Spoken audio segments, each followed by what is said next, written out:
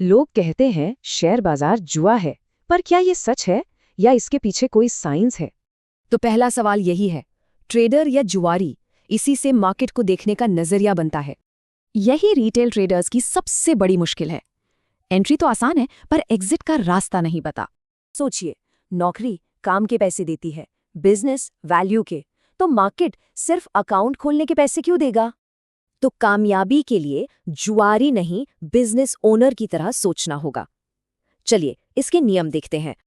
पहला नियम, survival. Stop loss कोई गलती नहीं, बल्कि बिजनेस चलाने का एक जरूरी खर्चा है।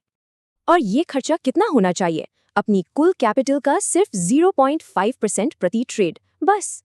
दूसरा नियम है रिस्क रिवॉर्ड रेशियो।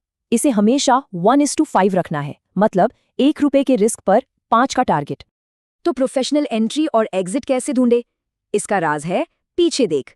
पीछे सारे जवाब पास्ट में हैं। ट्रेडिंग मौजूदा प्राइस पर नहीं होती, उन जोन्स में होती है जहां बड़े प्लेयर्स ने अपने ऑर्डर छोड़ रखे हैं।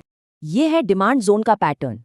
एक लाल कैंडल, फिर एक छोटी कैंडल और फिर एक तेज हरी कैंडल। और ये है सप्लाई जोन, इसका ठीक उल्टा। एक हरी कैंडल, एक छोटी कैंडल और फिर तेज गिरावट। पर ये स्ट्रैटेजी किस स्टॉक पर लगाएं? सही स्टॉक चुनना भी उतना ही जरूरी है। यहीं आती है फिल्टरिंग। प्रोफेशनल सिर्फ बड़ी इंस्टीट्यूशनली ओन्ड कंपनियों में ही ट्रेड करते हैं। ये हैं उनके फिल्टर्स।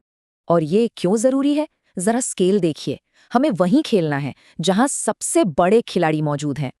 यहाँ फर्क साफ दिखता है। एक स्टॉक को इंस्टीट्यूशंस चलाते हैं, दूसरे को पब्लिक।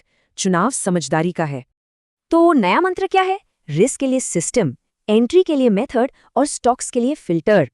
तो सबसे जरूरी बात है ट्रेडिंग को जुआ नहीं, साइंस की तरह देखना, एक अनुशासित सिस्टम फॉलो करना। तो आखिरी सवाल ये है, एक सिस्टम को फॉलो किया जा रहा है या मार्केट की रैंडमनेस हावी है?